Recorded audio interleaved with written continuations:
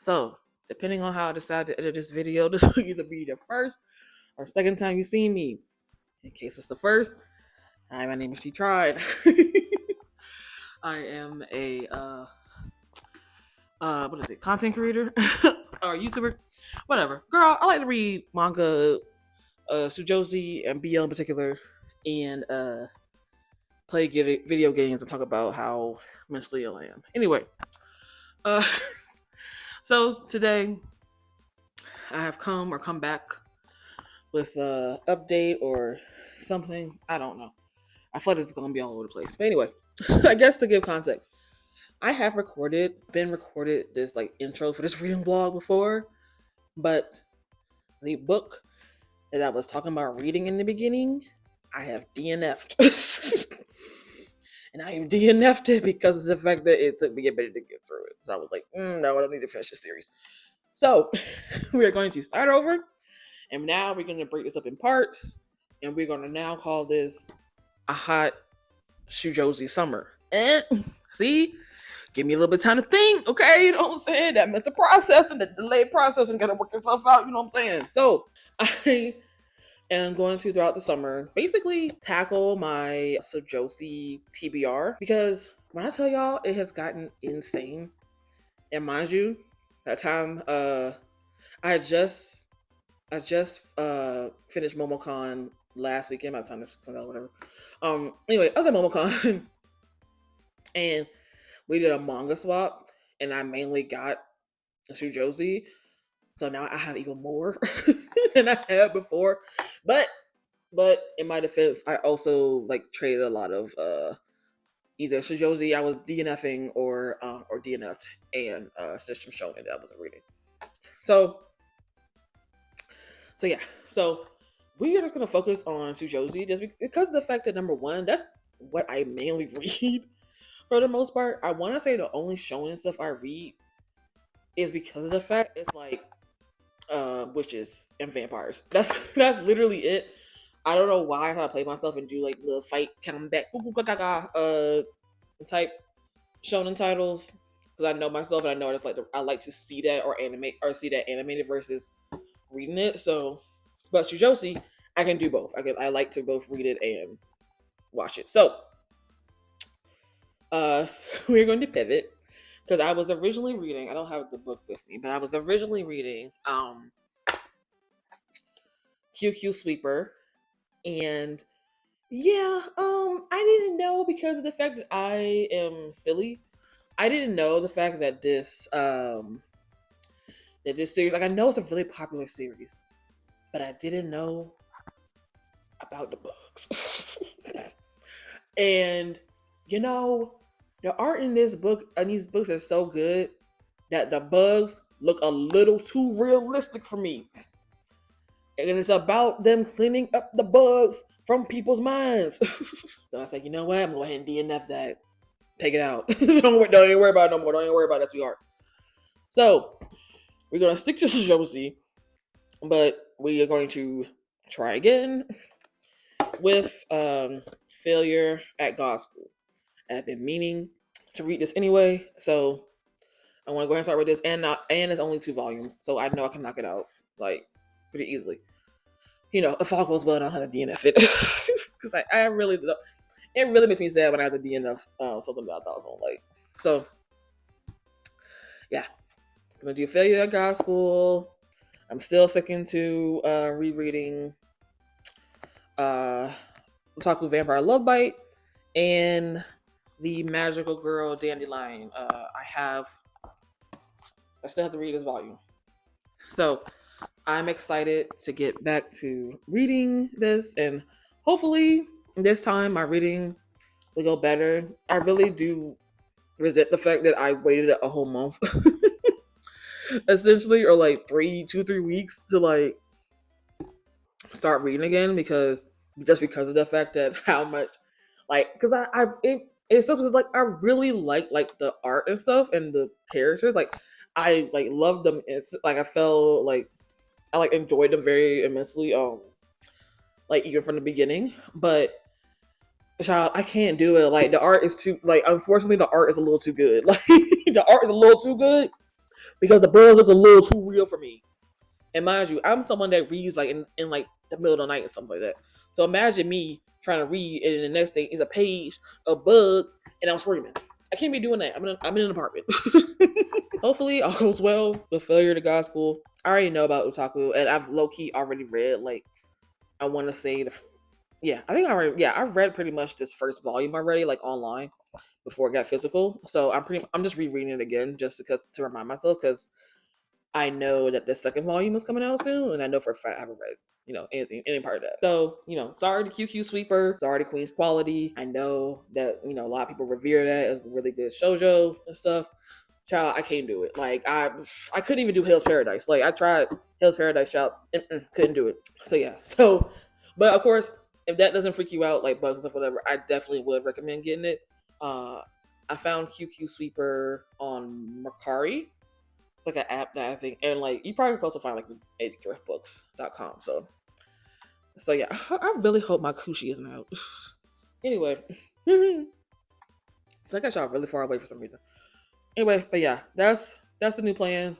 Hopefully, I will come back with updates of these two, and yeah, thanks so much for being patient with me with this reading vlog. I really, really, really want to get back to these. So yeah, it's gonna be a hot Shijoshi summer. Hi, I'm back. So I have completed, excuse me for my ashy hands, I just washed them. Failure at God School. So there's volumes. This is volume 1, this is volume 2. And then I also have finished my reread of volumes 1 through 3 of Otaku Vampire Love Bite. I'm gonna first talk about Failure at God School. So Failure at God School is about a girl named Nagi-chan. This is her. She is her and her family run a shrine in like a kind of like, rural area. They did have hold on, let me back up. So they had a shrine and it was governed, governed or led by a god, which was her grandmother. Sorry, this is not the grandmother. I'm saying it was her grandmother that kind of was like over the shrine. And unfortunately, her grandma passed and when they got in an accident with her twin brother, Takamaru. Hold on. Oh my God, I gotta sneeze again. Jesus Christ. And so as a little bit of a backstory for like in this setting, there are people that have kind of like, I guess like supernatural powers and like healing, telepathy, pyrokinesis, things of that nature. And so if you have divine power, that's what it is. If you have divine power, then you are known as a Himiko, and or just like any manifestation of like powers or like a miracle, like you're classified as a Himiko when you are recognized as a god when you have extraordinary like power. So Nagi-chan and her brother's grandmother was a god because she had extraordinary, I believe it was like healing powers. They said she had. After that accident, her brother, who is a Himiko or was identified as a Himiko, for his what was it? They said his power is lame. It's like telepathy, I think. He has very like low power telepathy. Yeah, Takaru. Okay, that's what I thought. I thought it was Takaru. Yeah. So he has very low level telepathy. Like he has just enough to where he can power just like plushie and talk to his sister. Fun fact, and they're also twins. So he's technically the older brother. Yeah, the first page kind of goes more into like the god and Himiko, like kind of aura, or kind of like, manifestation. And basically her town is struggling because of the fact that ever since her grandmother died, the town's kind of like lost like its, I want to say like not luster, but I guess like, yeah, it's like main like way of making money. So currently she is taking care of the house and the shrine. Her parents are, working more because they have to make more money since the shrine isn't operable right now. And her brother, due to the accident that he got in with the grandmother, he has become a shut-in and he doesn't leave his room. And so it has affected, basically everybody, you know, affected not only their family, but the house, but the town in general that she lives in. And so in the beginning of the volume, you can see her like putting up signs saying like a god is wanted for the shrine, and you know, because her brother can't do it because he refuses to leave his room, and she at the time doesn't know that she has divine power, or at least it never manifested in the way that it like traditionally does. So yeah, she makes a couple friends. She is discovered to have divine power when she runs into, or when she tries to find, when she's on her way to school one morning and the butcher's grandson is missing, and she goes to go find him, and she feels like a powerful sucking her and the grandson into like a lake, kind of like capture them, and she somehow like breaks free of it and is able to basically sever the connection that the kind of like person who wasn't the, I guess, evil power that was controlling her in the and trying to like pull her back. She was able to mentally like, here's a thing where she can mentally unplug, or like mentally like, she is a thing where like her grandmother taught her like, you know, if you're ever in trouble or if you ever don't want to be affected by the divine power, like imagine you unplugging like a power, like to a power socket, like with the, yeah, she does it often with her brother when she doesn't want him to use telepathy with her. She also does it in this time where the grandson and her are being like pulled down by this evil like power or like person. They get through it. She was able to get them both out of the lake in time. Of course, passing by, because he felt something of a strange power, this god name, now I ain't gonna lie, I get his name mixed, his name is a little hard for me, so give me a second. Hold on. Oh, that's right. Tsukuyomi is the god. He is the most, I think, most recent. Yeah, he is the most recent graduate from God school. And he basically is already a god at like the age of 18 because of how extraordinary his powers is. I can show y'all scene of her being able to pull them out. This is some of the artwork. For context, this is also written by, oh, sorry. This is also, I don't like this camera angle. Okay, there we go. This story is written by the same person that writes the story for Apothecary Diaries. I really enjoy the writing, obviously, because I enjoy Apothecary. I don't have the manga for Apothecary. I just mainly watch the anime. I do enjoy like the writing in there, so I really like this. I really like this first volume. But anyway, just to give a little background on that. So he sees the fact that he recognizes the fact that she was the one that was able to stop the evil power, and so he immediately gives her like a once he recovers her and like the grandson and stuff, he immediately sends her. I don't know how he got her address and stuff, but somehow he sends out like, or sends like a recommendation letter or something. I don't know. Basically, he's the reason why she gets into God school, because he's like, you know, you have some type of mysterious power that needs to be tapped into. So, you know, your power is basically too great to just be like just in a regular school. So she gets accepted into God school, and she now has to navigate essentially kind of like, you know, the typical like, oh, I don't know what my power is, but it's different than everybody else. It's some rare type shit. You know how it goes. So I do enjoy it. I did enjoy the first and second volume. I like fantasy shoujo, or like slice of life fantasy shoujo. I think this kind of fits that criteria. If I had to compare it to anything manga wise, as far as this, I would probably compare this to, I don't want to say Yona, because Yona, you kind of like have like a whole like kind of like a party or whatever thing going on with like her as like the center. This is more so just like some kid, not like some kid, but like more so like, oh, you know what, I guess you can kind of call it like, I guess maybe a little closer to like JJK, I guess, even though he attained his power from eating a finger. So, and she just naturally has this, but I guess like as far as like the school setting it goes, like people having like different like abilities and stuff, you can kind of compare it to like a Sailor Moon, I guess. So yeah, kind of like a Sailor Moon, I guess, or like I would call it maybe like closer to like Sailor Moon type ish. So because of the fact that it's like one person and it's like a kind of like brains that are like around a person, and then like even though Tsukuyumi is definitely more powerful than Tuxedo Mask. That's not even a question. But he's actually useful. But besides throwing a rose. But anyway. no, I'm just playing. Tuxedo Mask has his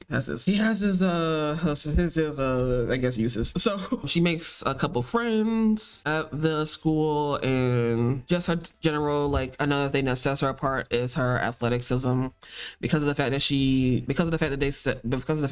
was determined to have either none or like low divine power. She kind of had to make up for it in different ways, so now she physically is just really strong. Oh my god, there is another story like that is a shoujo that I literally can't think of right now, but it's like I see it. I enjoy this. I enjoy it. I enjoy the characters. The characters are very funny. Oh, by the way, because they're, oh yeah, I think another thing is that once they go from Himiko to God, they just use like their first names. His name is Suhuyumi Sun, and she still goes by, she is, of course, Nagi-chan. I enjoy it very much. I like I said, I'm enjoying the characters. I like the fact that there's a character that was kind of sequestered away from society, so she is trying to learn basically how to interact with people, and like for the first time in her life going to God school, she kind of was more so like taken away from her parents because of the fact that they like refused to have her be like amongst, I guess, people with her power. I still want to get more into that, into why that kind of happened, and it didn't go into it much in the second volume. In the second volume, it mainly, like the first volume kind of like establishes the story and goes through like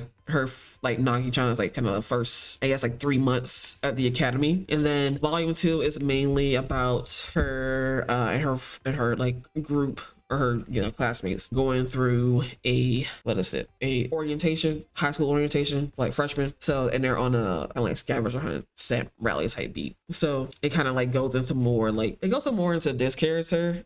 He is interesting. He's someone that also a great amount of power, but he doesn't like to use it for some odd reason. We haven't got into really why he doesn't like using it, but of course I'm hoping that next chapter or next volume we'll get either more into that, or maybe hopefully we'll get into more of why Miru-chan, which is her friend that she made that was kind of sequestered away from society, why was she sequestered away. I just in general am like, I really want to know more about like the characters around Nagi-chan's background, and like why in particular they want to become a god, or how they want to use their powers. Yeah, I'm excited to keep reading this.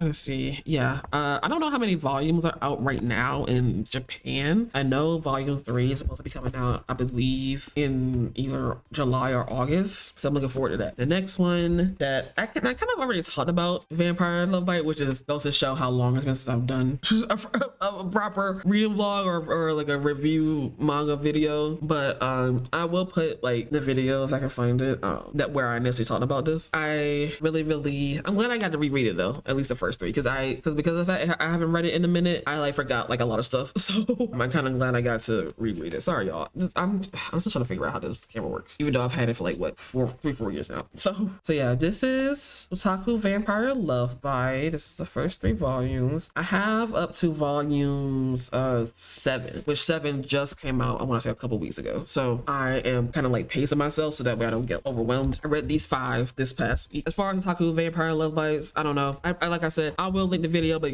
I guess just give like a quick summary. This is written by, the story and art are by Julieta Suzuki, which is the author or the mangaka of Kami-sama Kiss, which is one of my all-time favorite animes of all time. So really like the mangaka. I haven't read like Kami-sama Kiss like as a manga, but I have like a blanket, and I have matter of fact, I'm still on the blanket right now, and I rewatch the anime all the time. So yeah, I really was excited to hear that she was coming out with another series. And so this is about Hina. She grew up in Romania, and she was basically a shut-in for the majority of her life until she turned 30, and her dad gave her a DVD of an anime called Vampire Cross. Essentially, it was a done deal after that. She moved to Japan to live her best otaku life, which exactly, period. So yeah, so she moved to Japan, leaving the house for the first time, being on her own the first time, basically interacting with like humans and stuff, and like people who aren't vampires characters or don't know like who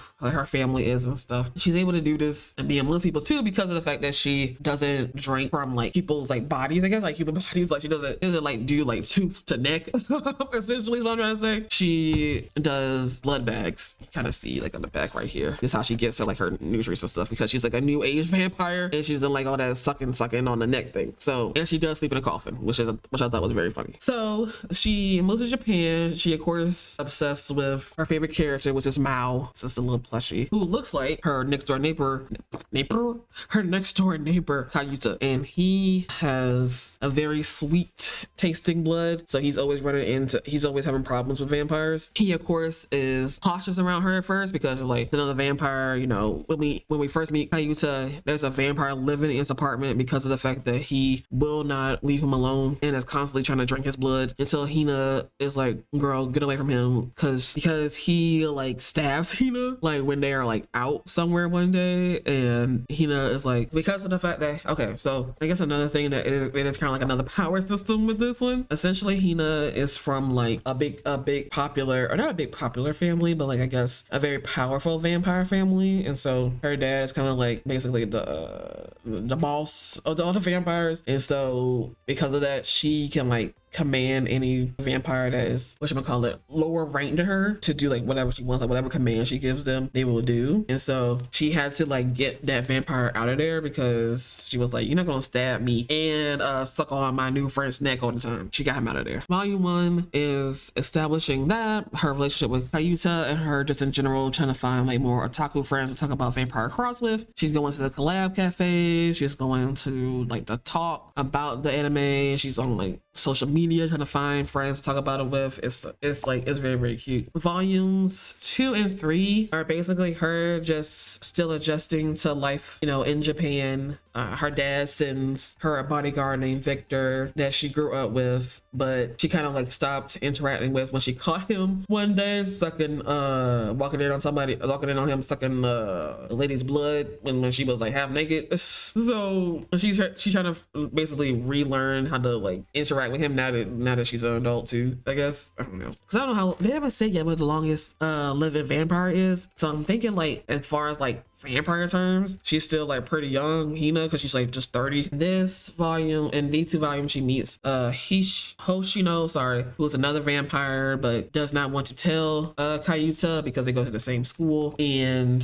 you know, right now they the only friend, and at first Hoshino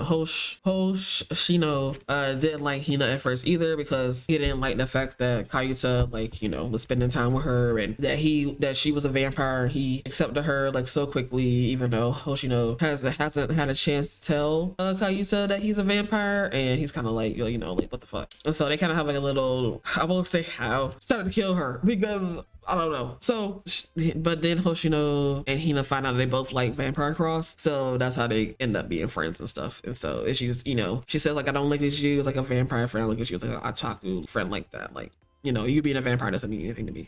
So that's pretty much volume 2. And then volume 3, she is helping Kayuta's college like club do their school festival presentation. And so it was like they did like a maid cafe, and Hina helped them out and like was involved and just pretty much wanted to just be around more humans and like just and you know, have another opportunity to be around possible more otaku people. And unfortunately there's another vampire that's running around that has like a similar rate to Hina, and that's kind of like where volume 3 is. Like they're trying to figure out like where did the vampire that has like the similar rank come from, because the only person that was able to get this mysterious vampire to like calm down and stop stalking Hina, like trying to like, you know, get in her space and like control her and like be like his idol or whatever, is her dad. I remember like in like volume 3, Victor calls the dad and was like, can you, and like, you know, the dad like it says a command like, stop bothering my daughter, and that's the only reason why the vampire was able to stop. Thinking in the next couple volumes we'll get more info as to where he became a vampire from and like how high is this vampire that made him, because of the fact that, you know, Hina even asked her dad, and she was like,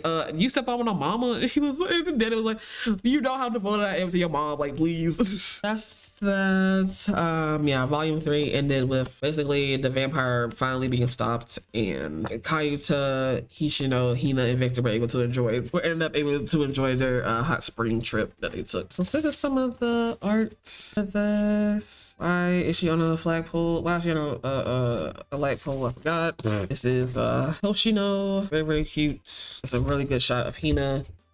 Very majestic. I love Hina's design. I think she's so cute. This is Victor. I also think Victor is fine.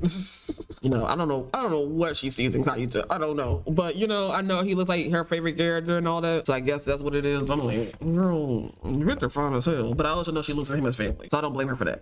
Yeah, some more art of Hina and Kayuta. So yeah, I just love this series very, very much. It's very comforting. It's very silly. It makes me laugh out loud. And I think overall it's a great read. Like, yeah, I will say if you like Kami-sama Kiss, I would pick this up. If you like, I don't know, because I'm not gonna lie, I'm still trying to, because I have watched a lot of shoujo anime. One, it's hard for me to remember because of you know, my brain. And on top of that, like, I'm still like learning more and more about different series. So one other series that I'm trying to keep up with is Timon's B-side, and I don't really have like a good comparison for that either. It's an idol series, and this is just a vampire series about a girl who's an otaku. I don't know. It's very like much so stories that I find unique in shoujo, and so that's why like I have these series. So yeah.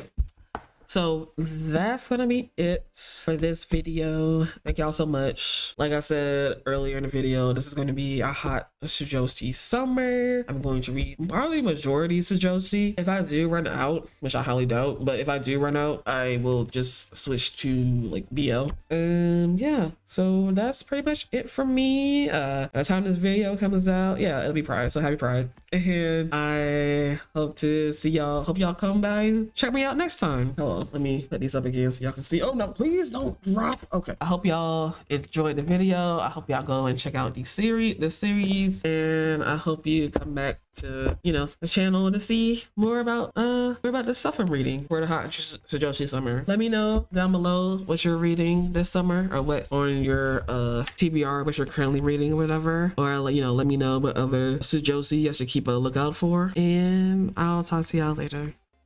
Thanks. Bye.